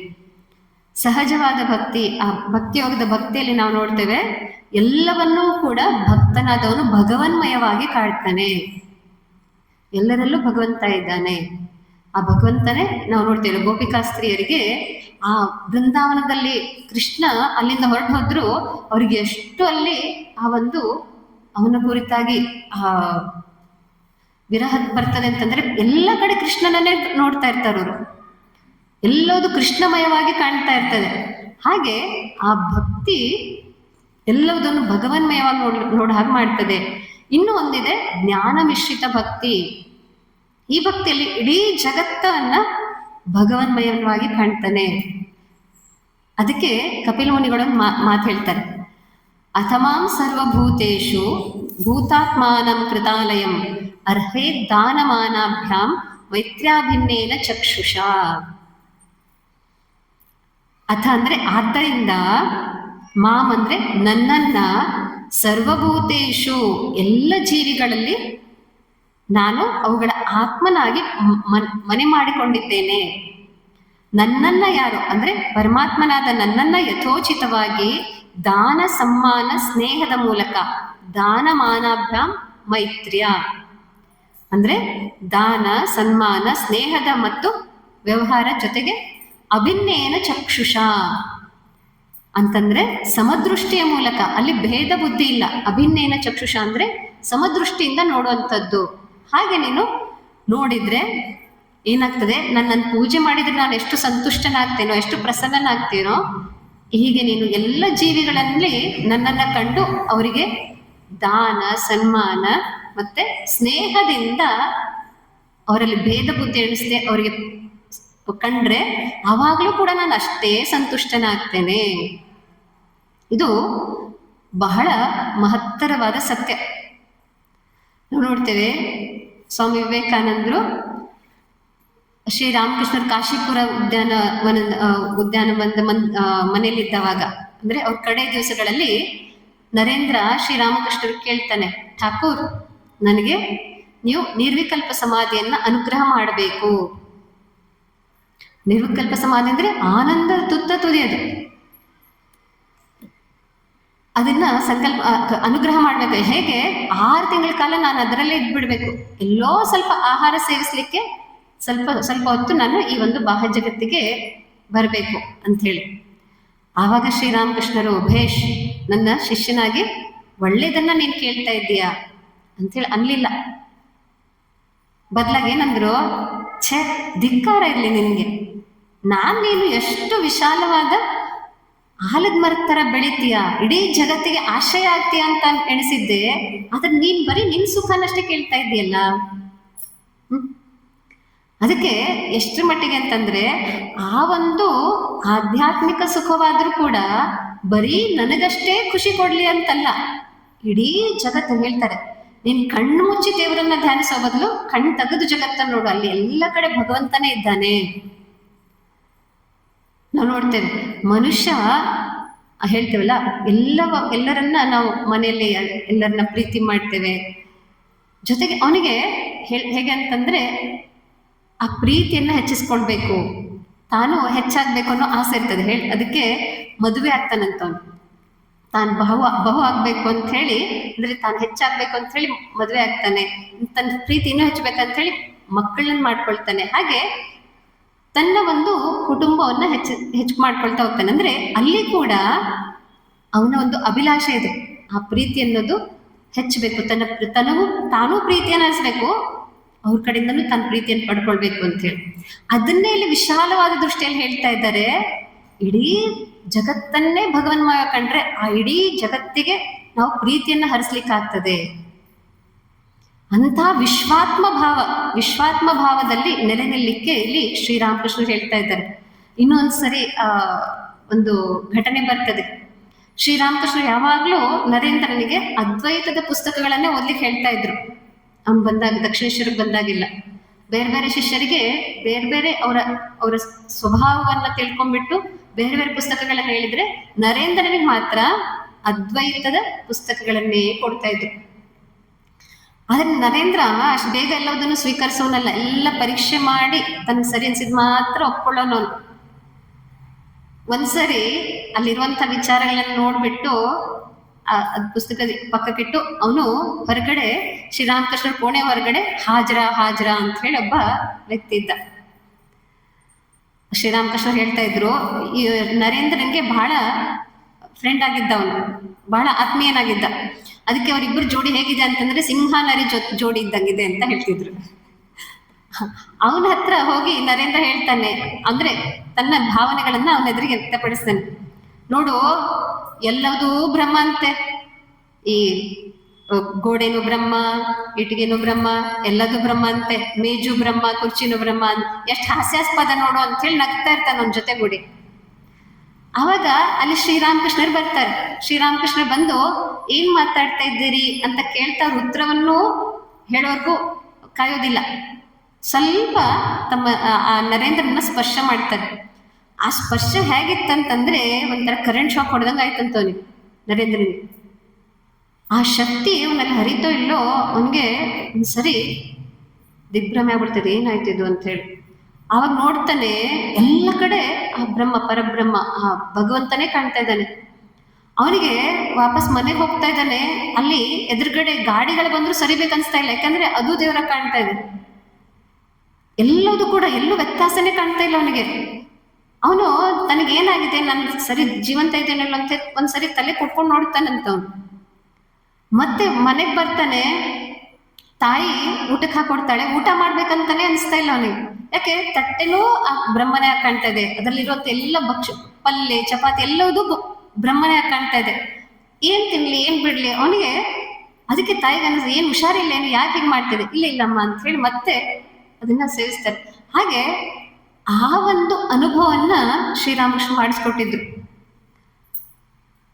ಈಗ ನಮ್ಮ ಒಂದು ಸ್ಥಿತಿ ಹೇಗೆ, ಇದನ್ನ ಹೇಗೆ ಪ್ರಾಕ್ಟೀಸಿಗೆ ತರೋದು? ನಾವ್ ಹೇಳಿದ್ವಲ್ಲ, ಶ್ರೀಕೃಷ್ಣ ಆ ಭಕ್ತನ ಲಕ್ಷಣಗಳನ್ನು ಹೇಳ್ತಾ ಅದು ನಮಗೇನು ಮಾರ್ಗಸೂಚಿ, ಅದು ಗುರಿ, ಅದನ್ನ ನಾವು ಆದರ್ಶವಾಗಿ ಇಟ್ಕೊಂಡು ಮುನ್ನಡಿಬೇಕು ಅಂತ ಹೇಳಿ. ಹಾಗೆ ಆ ವಿಶ್ವಾತ್ಮ ಭಾವ ಅನ್ನೋದು ನಮಗೆ ಈಗ ಗೋಚರ ಆಗ್ತಾ ಇಲ್ಲ, ನಿಜ. ಆದ್ರೆ ಅದು ಸತ್ಯ, ಅದು ನಿಜ, ಅದನ್ನ ನಾವು ಪ್ರಾಕ್ಟೀಸ್ ಮಾಡಬೇಕು ಅಂತ ಹೇಳಿ ಹೇಳ್ತಾರೆ. ಅಲ್ಲಿ ಕಪಿಲ ಮುನಿಗಳನ್ನ ಹೇಳ್ತಾರೆ, ಅಥಮಾಂ ಸರ್ವಭೂತೇಶು ಭೂತಾತ್ಮಾನಂ ಕೃತಾಲಂ, ಅಂದ್ರೆ ಎಲ್ಲ ಜೀವಿಗಳಲ್ಲಿ ನಾನೇ ಇದ್ದೇನೆ ಅಂತ ಹೇಳ್ತಾರೆ. ಈ ನಾವು ನಾಗರ ಪಂಚಮಿ ಬಂತು, ಅದಕ್ಕೆ ಒಂದು ವಚನ ಬರ್ತದೆ, ಕಲ್ಲನಾಗರ ಕಂಡರೆ ಹಾಲನೆರೆ ಎಂಬರಯ್ಯ, ದಿಟನಾಗರ ಕಂಡರೆ ಕೊಲ್ಲು ಕೊಲ್ಲು ಎಂಬರಯ್ಯ. ಇಲ್ಲಿ ನಮ್ಮ ನಡವಳಿಕೆ ತಪ್ತಾ ಇದೆ. ಅಲ್ಲಿ ಹೇಗೆ ನಾವು ಕಲ್ಲನಾಗರಿಗೆ ಹೋಗಿ ಹಾಲಿರ್ತೀವಿ, ನಾವೇನು ದಿಟ್ಟನಾಗರಿಗೆ ಹೋಗಿ ಎದುರಿಗೆ ಪೂಜೆ ಮಾಡಿ ಅಂತ ಹೇಳ್ತಾ ಇಲ್ಲ.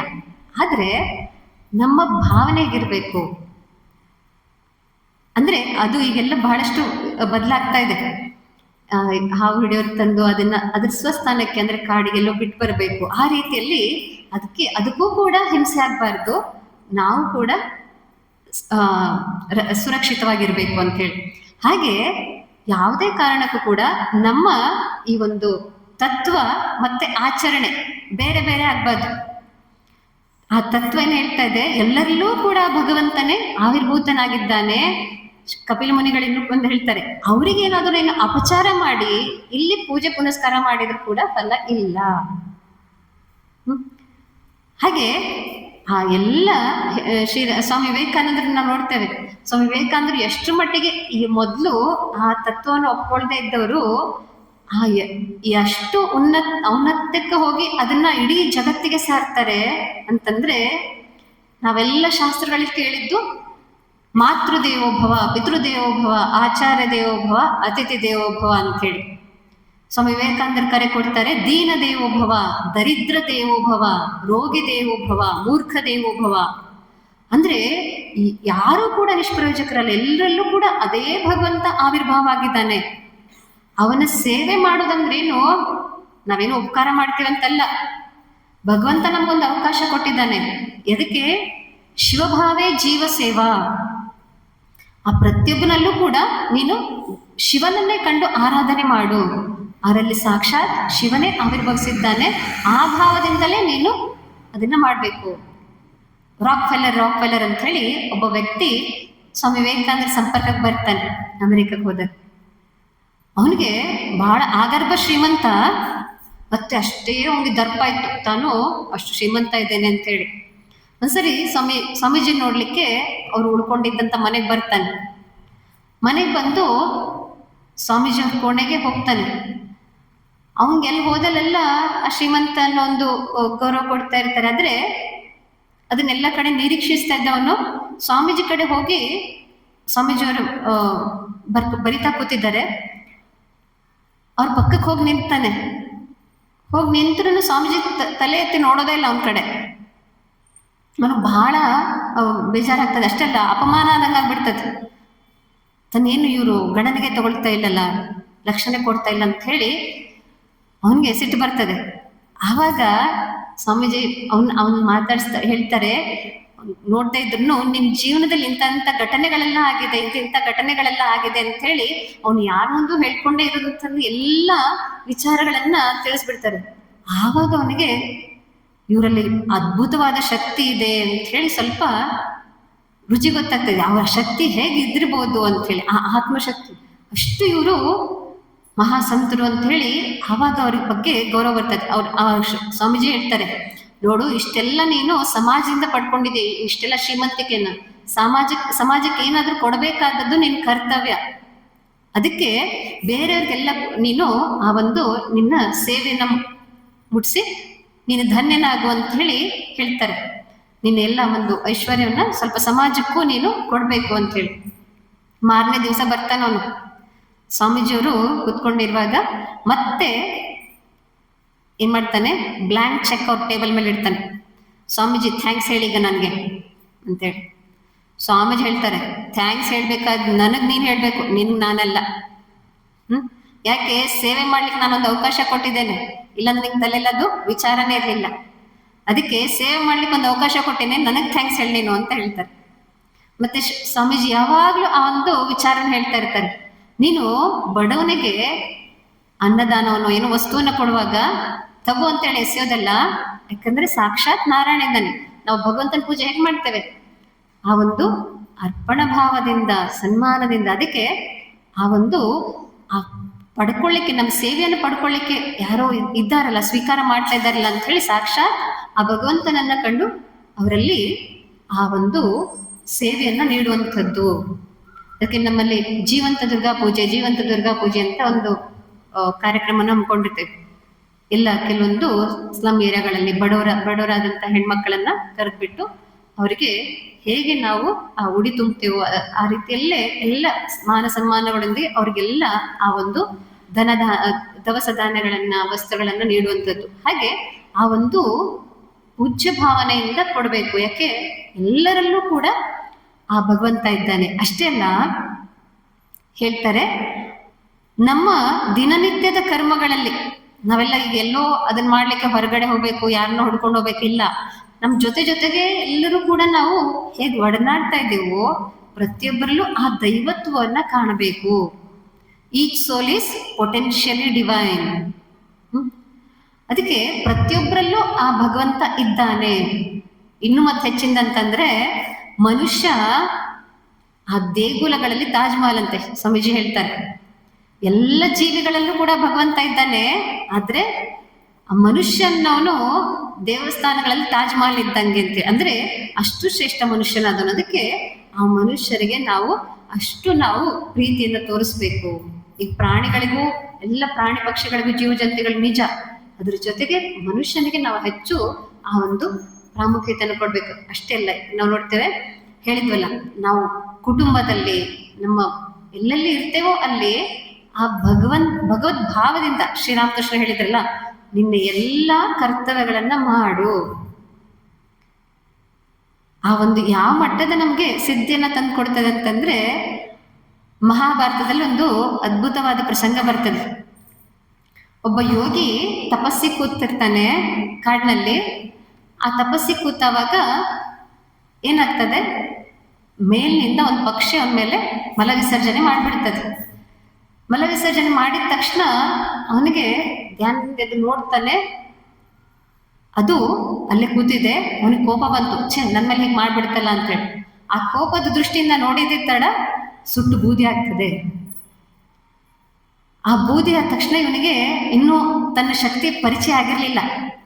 ಓ, ನನಗಿಷ್ಟು ಈ ತಪಸ್ಸಿನಿಂದ ನನ್ಗಿಷ್ಟೊಂದು ಶಕ್ತಿ ಬಂದಿದೆ, ನಾನು ಏನಾದ್ರೂ ಕೋಪಿಸ್ಕೊಂಡ್ರೆ ನನ್ನ ದೃಷ್ಟಿಯಿಂದಾನೇ ಅವರು ಭಸ್ಮ ಆಗ್ಬಿಡ್ತಾರೆ ಅಂತ ಹೇಳಿ ಸ್ವಲ್ಪ ಅಹಂಕಾರ ಬಂತು.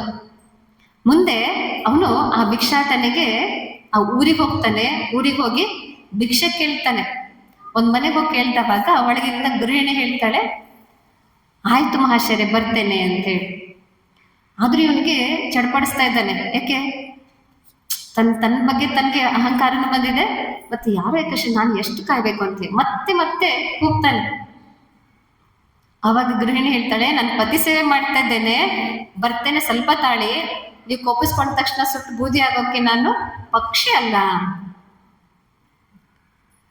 ನೋಡಿ, ನಾವ್ ಯಾವಾಗ್ಲೂ ಈ ಒಂದು ಆಧ್ಯಾತ್ಮಿಕ ಕ್ಷೇತ್ರದಲ್ಲಿ ನಾವು ಮುಖ್ಯವಾಗಿ ನೆಚ್ಕೊಳ್ಳೋದೇನಪ್ಪಾ ಅಂದ್ರೆ ಅತೀಂದ್ರಿಯ ಅನುಭವಗಳು. ಈಗೆಲ್ಲ ನಮ್ಗೆ ಮೊಬೈಲ್ ನೆಟ್ವರ್ಕ್ ಇದೆ, ಏನು 4G 5G 6G ಎಲ್ಲ ಫಾಸ್ಟ್, ಎಷ್ಟು ಸ್ಪೀಡಲ್ಲಿ ಹೋಗ್ತಾ ಇದೆ ಗೊತ್ತಾಗ್ತಾ ಇದೆ. ಆದ್ರೆ ಅದಕ್ಕಿಂತ ಸೂಕ್ಷ್ಮವಾಗಿ ನಮ್ಮ ಮನಸ್ಸು, ಆ ಮನಸ್ಸು ಹೇಳ್ತಾರೆ ಶ್ರೀರಾಮಕೃಷ್ಣ, ಶುದ್ಧ ಮನಸ್ಸೇ ಶುದ್ಧ ಆತ್ಮ. ಆ ಒಂದು ಆತ್ಮಶಕ್ತಿಗೆ ಸರಿಸಾಟಿ ಆದದ್ದು ಯಾವುದೂ ಇಲ್ಲ. ಆವಾಗಿನ ಕಾಲದಲ್ಲಿ ಫೋನು ಇಲ್ಲ, ನೆಟ್ವರ್ಕು ಇಲ್ಲ, ಏನೂ ಇಲ್ಲ. ಅಂಥದ್ರಲ್ಲಿ ಈ ಯೋಗಿಗೆ ಆಶ್ಚರ್ಯ ಆಗ್ಬಿಡ್ತದೆ, ಬಾ ಇವಳಿಗೆ ಹೇಗೆ ಗೊತ್ತಾಯ್ತು? ನನ್ ಭಿಕ್ಷೆ ಹಾಕ್ತಿದ್ರು ಚಿಂತೆ ಇಲ್ಲ, ಹೆಂಗಾದ್ರೂ ಗೊತ್ತಾಯ್ತು, ಕೇಳಲಿಕ್ಕಾದ್ರೂ ನಾನು ಇಲ್ಲಿ ಕಾಯ್ತೇನೆ ಅಂತ ಹೇಳಿ ಕಾಯ್ತಾನೆ. ಅವಳು ಭಿಕ್ಷೆ ತರ್ತಾ ಇದ್ದಾಗ ಕೇಳ್ತಾಳೆ, ನಿಮ್ಗೆ ಪ್ರಶ್ನೆ ಅಲ್ವಾ ನನಗೆ ಹೀಗೆ ಗೊತ್ತಾಯ್ತು ಅಂತ ಹೇಳಿ? ಅದನ್ನ ತಿಳ್ಕೊಳ್ಬೇಕಂದ್ರೆ ನನ್ನ ಗುರುಗಳಾದಂಥ ವ್ಯಾಧರೊಬ್ಬರಿದ್ದಾರೆ ಇಲ್ಲಿ ಸಂತೆಯಲ್ಲಿ, ಅವ್ರನ್ನ ಹೋಗಿ ನೀವು ಭೇಟಿಯಾಗಿ ಎಲ್ಲ ತಿಳಿಸ್ಕೊಡ್ತಾರೆ ಅಂತ.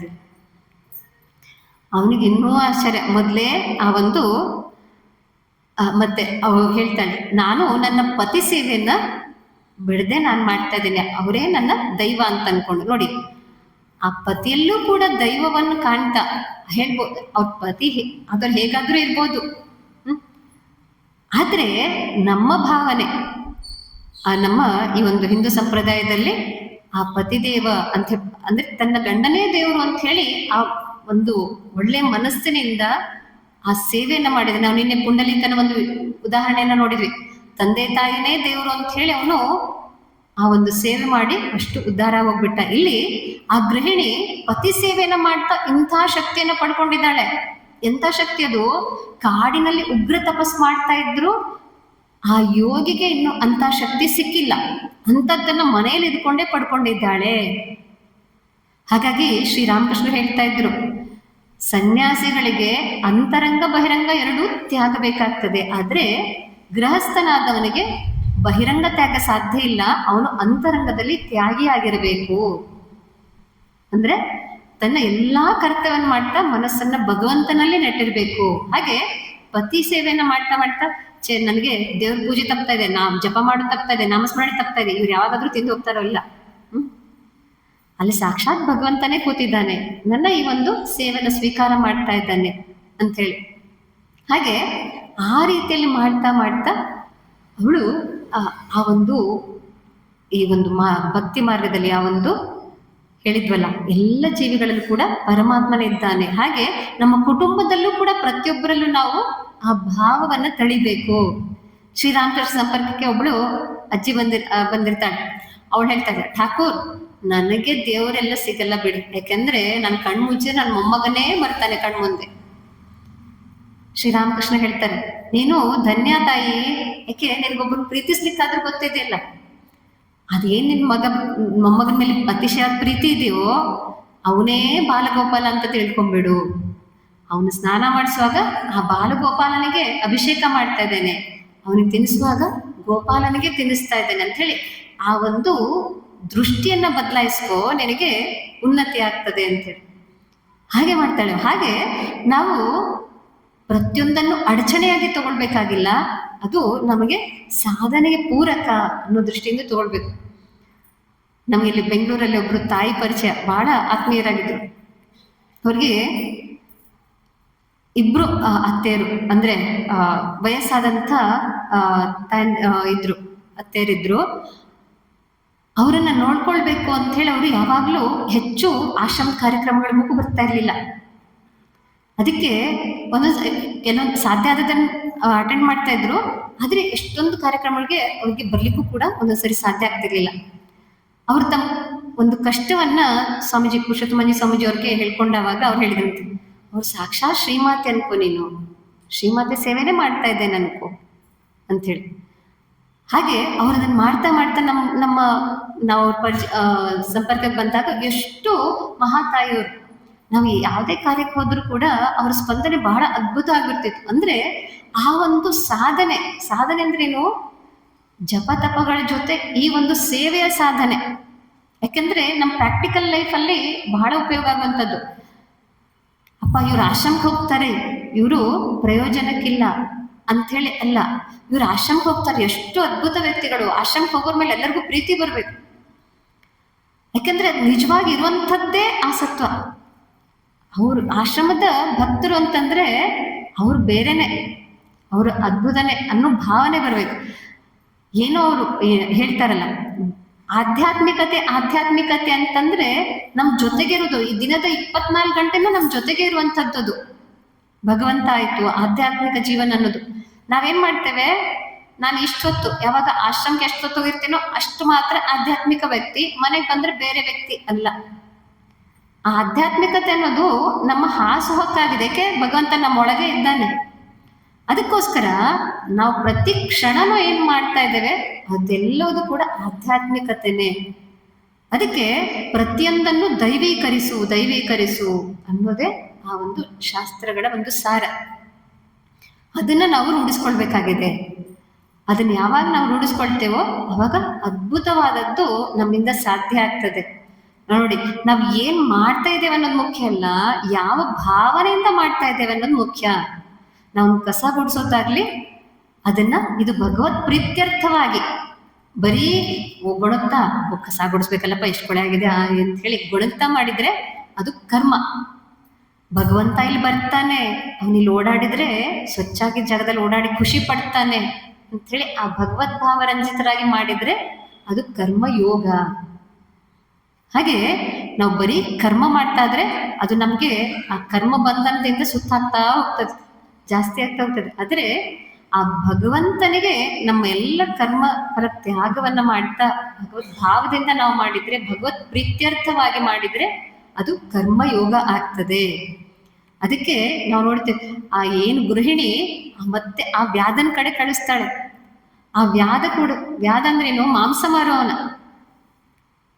ನಾವು ಮಾಂಸ ಮಾರೋದಂತಂದ್ರೆ ಎಷ್ಟು ಕೀಳಾಗಿ ನೋಡ್ತೇವೆ, ಎಷ್ಟು ತುಚ್ಛವಾಗಿ ನೋಡ್ತೇವೆ. ಆದ್ರೆ ಆ ವ್ಯಕ್ತಿ ಕೇಳ್ತಾನೆ, ಗೃಹಿಣಿ ನಿನ್ನನ್ನು ಕಳಿಸಿದ್ಲಾ ಅಂತ ಕೇಳಿದ್ರಂತೆ ಯೋಗಿ. ಮತ್ತೆ ಆ ಎಲ್ಲ ಗಿರಾಕಿಗಳಿಗೆ ತಮ್ಮ ಎಲ್ಲ ಇದನ್ನು ಮಾಂಸನ ಕೊಟ್ಬಿಟ್ಟು ಮಾರಿ ಆಮೇಲೆ ತನ್ನ ಮನೆಗೆ ಕರ್ಕೊಂಡು ಹೋಗಿ ಅಲ್ಲಿ ಸ್ವಲ್ಪ ಹೊತ್ತು ಕೂಡಿಸಿ, ನನ್ನ ತಂದೆ ತಾಯಿ ಸೇವೆ ಮಾಡಿ ಬರ್ತೇನೆ, ಸ್ವಲ್ಪ ಹೊತ್ತು ಕುಳಿತುಕೊಳ್ಳಿ ಅಂತ ಹೇಳಿ ಆ ತಂದೆ ಸೇವೆ ಮಾಡಿ ಬಂದು ಅವನ ಜೊತೆ ಮಾತನಾಡ್ತಾ ಇರ್ತಾರೆ. ವ್ಯಾಧಗೀತೆ ಅಂತ ಮಹಾಭಾರತದಲ್ಲಿ ಬಹಳ ಪ್ರಸಿದ್ಧವಾಗಿರುವಂಥದ್ದು. ಇಲ್ಲಿ ಅವನು ಅಷ್ಟು ಪರಿಪೂರ್ಣತೆಯನ್ನು ಹೇಗೆ ಪಡ್ಕೊಂಡ, ತನ್ನ ಉದ್ಯೋಗವನ್ನ ಕೀಳಾಗಿ ಕಾಣಲಿಲ್ಲ, ಅದನ್ನೂ ದೈವೀಕರಿಸಿದ.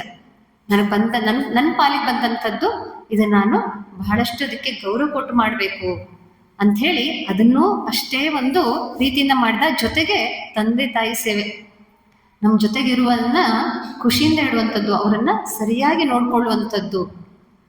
ಹಾಗೆ ಅದೇ ಒಂದು ಸಾಧನೆ ಅದನ್ನ ಮಾಡ್ತಾ ಮಾಡ್ತಾ ಅಷ್ಟೊಂದು ಅವನು ಶಕ್ತಿಯನ್ನ ಪಡ್ಕೊಂಡಿದ್ದ. ನಾವು ನೋಡ್ತೇವೆ ಎಲ್ಲ ನಾವು ಹೇಳಿದ್ವಲ್ಲ, ಅತ್ರಿ ಮಹರ್ಷಿಗಳ ಪತ್ನಿಯಾದಂಥ ಅನಸೂಯಾದೇವಿ, ಅವಳು ಎಷ್ಟು ಪತಿವ್ರತೆ ಆಗಿದ್ಲಂದ್ರೆ ಹರಿಹರ ಬ್ರಹ್ಮಾದಿಗಳನ್ನ ಅವರ ಪತ್ನಿಯರು ಪಾರ್ವತಿ, ಸರಸ್ವತಿ, ಲಕ್ಷ್ಮಿ ಅವರು ಅವಳ ಪತಿವ್ರತೆಯನ್ನ ಪರೀಕ್ಷೆ ಮಾಡುವಂತ ಕಳಿಸಿರ್ತಾರೆ. ಅವಳು ಎಷ್ಟು ಶಕ್ತಿ ಪಡ್ಕೊಂಡಿಲ್ಲ ಅಂದ್ರೆ ತನ್ನ ಜ್ಞಾನ ಚಕ್ಷುಯಿಂದ ನೋಡ್ತಾಳೆ, ಬಂದಂಥವ್ರು ಸಾಮಾನ್ಯರಲ್ಲ, ಅವರು ಯಾರು? ಬ್ರಹ್ಮ ವಿಷ್ಣು ಮಹೇಶ್ವರ ತ್ರಿಮೂರ್ತಿಗಳು ಬಂದಿದ್ದಾರೆ ಅಂತ ಹೇಳಿ ಅವ್ರಿಗೆ ಭಿಕ್ಷೆ ಹಾಕ್ಲಿಕ್ಕೆ ನೀವು ಹೇಳ್ತಾಳೆ ಆ ತಾಯಿಗೆ, ನೀವು ನಗ್ನರಾಗಿ ನನಗೆ ಭಿಕ್ಷೆ ಹಾಕಿ ಅಂತ ಹೇಳಿ ಅವ್ರು ಕೇಳ್ದವಾಗ ಇವ್ರು ಸಾಮಾನ್ಯರಲ್ಲ ಅಂತ ಹೇಳಿ ತನ್ನ ಒಂದು ಆ ಜ್ಞಾನ ದೃಷ್ಟಿಯನ್ನು ತಿಳ್ಕೊಂಡು ಹೇಳ್ತಾಳೆ, ಆ ಸ್ತ್ರೀ ಆದವಳು ಪತಿ ಮತ್ತು ಮಕ್ಕಳೆದ್ರಿಗೆ ಮಾತ್ರ ನಗರಳಾಗ್ಲಿ ಸಾಧ್ಯ, ಅದಕ್ಕಿಂತ ನೀವು ನನ್ನ ಮಕ್ಕಳಾಗ್ಬೇಡಿ ಅಂತ ಹೇಳಿ ಅವ್ನು ಪುಟ್ಟ ಕಂದಮ್ಮಗಳನ್ನ ಮಾಡ್ಬಿಟ್ಟು 3 ಜನ ಕೂಸುಗಳು ಅವರಿಗೆ ಆ ಹಾಲನ್ನ ಉಣಿಸಿ ಅವಳು ಅವ್ರ ಮಕ್ಕಳಾಗ್ಬಿಡ್ತಾರೆ. ಯಾರು? ಅನಸೂಯ ಪುತ್ರ. 3 ಜನ ಕೂಡಿ ದತ್ತಾತ್ರೇಯ ಅಂತ ನಾವು ಕರಿತೇವೆ. ದತ್ತಾತ್ರೇಯ ಆಗಿದ್ದು ಹೇಗೆಪ್ಪ ಅಂತಂದ್ರೆ, ಆ ಅನಸೂಯ ತನ್ನ ಪಾತಿವ್ರತೆಯಿಂದ ಅಷ್ಟೊಂದು ಅಪಾರ ಶಕ್ತಿಯನ್ನ ಪಡ್ಕೊಂಡ್ಬಿಟ್ಟಿದ್ಲು. ಎಷ್ಟ್ರ ಮಟ್ಟಿಗೆ ಅಂತಂದ್ರೆ ತ್ರಿಮೂರ್ತಿಗಳು ಅವಳ ಕೂಸಾದ್ರು. ಅಂದ್ರೆ ಆ ಎಷ್ಟು ಶಕ್ತಿ ಇರ್ಬೋದು ನೋಡಿ, ಆ ಒಂದು ಸೇವೆಯಲ್ಲಿ, ಆ ಒಂದು ಭಾವದಲ್ಲಿ ಅಂಥ ಶಕ್ತಿ ಇದೆ. ಅದು ಅಷ್ಟು 100%. ನಮಗೆ ಅಷ್ಟೊಂದು ನಮ್ಗೆ ಆದರ್ಶಗಳಿದೆ, ಅದ್ಭುತವಾದ ಆದರ್ಶಗಳಿದೆ. ಅದರಲ್ಲಿ ಒಂದು ಪಾಲ್ ಮಾಡಿಬಿಟ್ರೆ ನಮ್ಮ ಉದ್ಧಾರ ಆಗಿ ಹೋಗ್ಬಿಡ್ತದೆ. ಅದು ಶ್ರೀರಾಮಕೃಷ್ಣ ಹೇಳ್ತಾರೆ, ನೀನ್ ಭಗವಂತನ ಹತ್ರ 1 ಹೆಜ್ಜೆ ಇಡು, ಅವನ್ 10 ಹೆಜ್ಜೆ ನಿನ್ನ ಹತ್ರ ಇಡ್ತಾನೆ. ಇನ್ನು ಸ್ವಾಮಿ ಬ್ರಹ್ಮಾನಂದರಂತೂ ಇನ್ನೂ ವಿಶೇಷವಾಗಿ ಹೇಳ್ತಾರೆ, ನೋಡು ನೀನ್ 1 ಹೆಜ್ಜೆ ಭಗವಂತನ ಹತ್ರ ಇಟ್ರೆ ಅವ್ನು 100 ಹೆಜ್ಜೆ ನಿನ್ನ ಹತ್ರ ಬರ್ತಾನೆ ಅಂತೆ. ಹಾಗೆ ಅಷ್ಟು ಸುಲಭ ಮಾಡಿದೆ. ಆದ್ರೆ ನಾವು 1 ಹೆಜ್ಜೆನೂ ಇಡ್ಲಿಕ್ಕೆ ಸೋಮಾರಿತನ ಮಾಡ್ತಾ ಇದ್ದೇವೆ. ಅದಕ್ಕೋಸ್ಕರ ಆ ಒಂದು ನಮಗೆ ಭಗವಂತನಡೆಗೆ ಅಭಿರುಚಿ, ಆಧ್ಯಾತ್ಮಿಕಡೆಗೆ ಅಭಿರುಚಿ ಅದು ಬರಬೇಕಾಗಿದೆ. ಯಾಕೆ? ಅದರಿಂದ ನಮ್ಮ ಉದ್ಧಾರ ಗ್ಯಾರಂಟಿ. ಅದಕ್ಕೋಸ್ಕರ ಆ ದೃಷ್ಟಿಯಲ್ಲಿ ಈ ಎಲ್ಲ ಸಾಧನೆಗಳು, ಆ ಒಂದು ಅನುಭೂತಿಯನ್ನ ನಾವು ಪಡ್ಕೊಳ್ಬೇಕಂದ್ರೆ ವಿಶೇಷವಾಗಿ ಆ ಭಗವಂತನಲ್ಲಿ ಪ್ರಾರ್ಥನೆಯನ್ನ ಸಲ್ಲಿಸ್ಬೇಕು. ಇಷ್ಟೆಲ್ಲ ನಮಗೆ ತತ್ವಗಳಿದೆ, ಶಾಸ್ತ್ರಗಳಿದೆ. ಆದ್ರೆ ಅದನ್ನ ಪ್ರತಿಕ್ಷಣ ಹೇಳ್ತಾರಲ್ಲ, ಈ ಶ್ರಾವಣ ಮಾಸದಲ್ಲಿ ಹೆಚ್ಚು ಶ್ರವಣ ಪ್ರಶಸ್ತಂತೆ, ಹೆಚ್ಚು ಹೆಚ್ಚು ಕೇಳಬೇಕು, ಹೆಚ್ಚು ಹೆಚ್ಚು ಕೇಳಬೇಕು. ಇವತ್ತು ಒಳ್ಳೇದು ಕೇಳಲಿಕ್ಕೆ ಸಿಗ್ತದೆ, ಆದರೆ ನಮಗೆ ಅಭಿರುಚಿದ್ದೆ ಮಾತ್ರ ಅದೆಲ್ಲದೂ ಲಭ್ಯ ಆಗ್ತದೆ.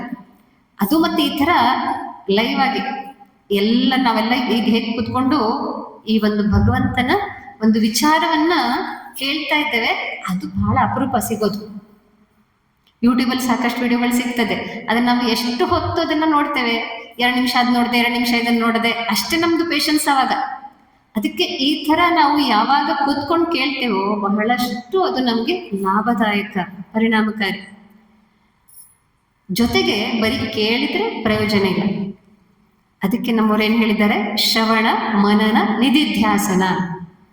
ಕೇಳಬೇಕು, ಅದನ್ನ ಮತ್ತೆ ಮತ್ತೆ ಮೆಲುಕು ಹಾಕ್ಬೇಕು. ಏನ್ ಹೇಳಿದ್ರು, ಅದನ್ನ ಹೇಗೆ ನಾನು ರೂಢಿ ಮಾಡ್ಕೊಳ್ಬೋದು, ಮನನ ಮಾಡ್ತಾ ಮಾಡ್ತಾ ಮಾಡ್ತಾ ಅದ್ರ ಮೇಲೆ ಧ್ಯಾನ ಮಾಡ್ತಾ ಅದನ್ನ ಅಳವಡಿಸ್ಕೊಳ್ಳುವಂಥದ್ದು. ಹಾಗಾದಾಗ ಈ ಒಂದು ಸಾಧನೆ, ಈ ಒಂದು ತತ್ವ ನಮಗೆ ರೂಢಮೂಲ ಆಗ್ತದೆ, ಅದು ನಮ್ಮ ಸ್ವಾಧೀನಕ್ಕೆ ಬರ್ತದೆ. ಅದಕ್ಕೋಸ್ಕರ ಅದನ್ನ ಹೆಚ್ಚು ಹೆಚ್ಚು ಪ್ರಯತ್ನ ಪೂರ್ವಕವಾಗಿ ನಮ್ಮದನ್ನಾಗಿಸ್ಕೊಳ್ಬೇಕು. ಆ ಒಂದು ದಿಸೆಯಲ್ಲಿ ನಮ್ಮ ಎಲ್ಲ ಪ್ರಯತ್ನ ಇರಲಿ ಅಂತ ಕೇಳ್ಕೊಳ್ತಾ ಈ ಒಂದು ಅವಕಾಶ ಮಾಡಿಕೊಟ್ಟದ್ದಕ್ಕಾಗಿ ಪೂಜ್ಯ ಮಾತಾಜರಿಗೆ ಆ ವಿಶೇಷ ಒಂದು ವಂದನೆಗಳನ್ನ ಸಲ್ಲಿಸ್ತೇನೆ. ಮತ್ತೆ ಇನ್ನೂ ಒಂದಿದೆ, ಹೇಳಿದ್ವಲ್ಲ ಆ ಸಂಕಲ್ಪ. ಯಾಕೆಂದ್ರೆ ಹೇಳ್ತೇವೆ, ಈಗ ನೀವು ಕಾರ್ಯಕ್ರಮ ಇದ್ದಾಗ, ಉಪನ್ಯಾಸ ಇದ್ದಾಗ ನಾವು ಕೇಳ್ತೇವೆ, ಆದ್ರೆ ಮಾರನೇ ದಿವಸ ಅದು ಸ್ವಲ್ಪ ಮಾಸ ಹೋಗ್ಬಿಟ್ಟಿರ್ತದೆ, ಮತ್ತೆ ದಿವಸ ಕಳ್ದಂಗೆ ಅದು ಫೇಡ್ ಆಗ್ತಾ ಹೋಗ್ತದೆ. ಅದಕ್ಕೆ ಪ್ರತಿನಿತ್ಯ ನಮಗೆ ಅದನ್ನ ಪ್ರಾರ್ಥನೆಯಾಗಿ ಮಾಡ್ಕೊಳ್ಬೇಕು. ಪ್ರತಿನಿತ್ಯ ಪ್ರಾರ್ಥನೆ ಮಾಡ್ಬೇಕು. ಎದ್ದ ತಕ್ಷಣ ಭಗವಂತ ನಿನ್ನ ಪ್ರೀತ್ಯರ್ಥವಾಗಿ ಎಲ್ಲದನ್ನು ಮಾಡ್ತಾ ಇದ್ದಾನೆ, ನನಗೆ ಹಾಗೆ ಇರೋ ಹಂಗೆ ನಡೆಸ್ಕೊಡು. ನಿನಗೆ ಬೇಜಾರಾಗೋ ತರ ಯಾವತ್ತು ನಾನು ನಡ್ಕೊಳ್ದೆ ಇರೋ ಹಾಗೆ ನನ್ನನ್ನ ಮಾಡು, ನನ್ನ ವ್ಯವಹಾರಗಳೆಲ್ಲ ಆ ರೀತಿಯಲ್ಲಿ ಇರ್ಲಿ ಅಂತ ಪ್ರಾರ್ಥನೆಯನ್ನ ಮಾಡ್ಬೇಕು. ಮತ್ತೆ ರಾತ್ರಿ ಮಲಗುವಾಗ ಕೂಡ ಆತ್ಮಾವಲೋಕನ ಮಾಡ್ಬೇಕು. ನಾನು ಯಾರ್ಯಾರ ಜೊತೆ ಹೇಗೆ ವ್ಯವಹರಿಸಿದೆ, ಇವತ್ತು ಏನೇನ್ ಮಾತನಾಡಿದೆ, ಹೇಗಿದ್ದೆ, ಹೇಗೆಲ್ಲ ಕಾರ್ಯಗಳನ್ನ ಮಾಡಿದೆ ಅಂಥೇಳಿ ಅವಲೋಕನ ಮಾಡಿಕೊಂಡು, ತಪ್ಪಾಗಿದ್ರೆ ಭಗವಂತ ಈ ತಪ್ಪನ್ನು ಮತ್ತೆ ಮಾಡೋದಿಲ್ಲ, ನನ್ನ ಕಡೆಯಿಂದ ಮಾಡಿಸಿ, ನೀವು ಕೂಡ ಮಾಡಿಸ್ಬೇಡ. ಪುರಂದರದಾಸರು ಬಹಳ ಚೆನ್ನಾಗಿ ಹೇಳ್ತಾರೆ, ಎನಗೂ ಆಣೆ ರಂಗ ನಿನಗೂ ಆಣೆ, ಎನಗೂ ನಿನಗೂ ಇಬ್ಬರಿಗೂ ಭಕ್ತರಾಣೆ ಅಂತ ಹೇಳಿ. ಭಗವಂತನ ಜೊತೆನೇ ನಾವು ಗುದ್ದಾಡ್ಬೇಕು. ಆ ಒಂದು ಸ್ವಾತಂತ್ರ್ಯ ಭಕ್ತನಿಗಿರ್ತದೆ. ಅದಕ್ಕೋಸ್ಕರ ಅದನ್ನೆಲ್ಲ ನಾವು ಭಗವಂತನ ಜೊತೆ ಆ ಮಾತನಾಡ್ತಾ, ಆ ಎಲ್ಲ ಏನಂತಾರೆ ಜೋರ್ ಮಾಡ್ತಾ, ಭಗವಂತ ನೀನು ಮಾಡಿಸ್ಲೇಬೇಕು ನನ್ನ ಕಡೆಯಿಂದ ಅಂತ ಹೇಳಿ ಅವನನ್ನು ಕೇಳ್ಕೊಳ್ತಾ ಅದನ್ನ ಸಿದ್ಧಿಸ್ಕೊಳ್ಳಿಕ್ಕೆ ಪ್ರಯತ್ನ ಮಾಡಬೇಕು.